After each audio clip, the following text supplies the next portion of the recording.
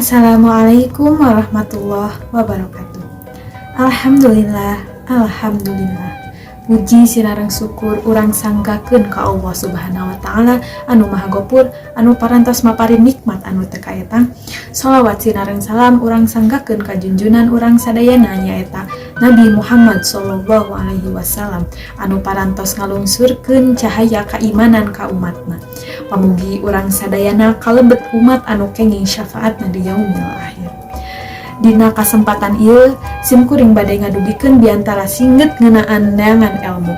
Minangka jalmi muslim, neangan ilmu nyaeta kawajiban. Sagala hal dilakukeun ngagunakeun ilmu. Lamun henteu ngagunakeun ilmu, maka sagala anu dilakukeun teh sia-sia. Jalma bisa dihormat ku batur lantaran pangweruhna.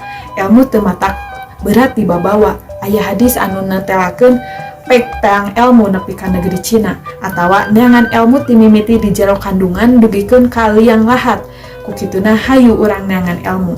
Sakitu nu tiasa abdi haturkeun nyuhunkeun hapunten dina kakiranganna. Wassalamualaikum warahmatullahi wabarakatuh.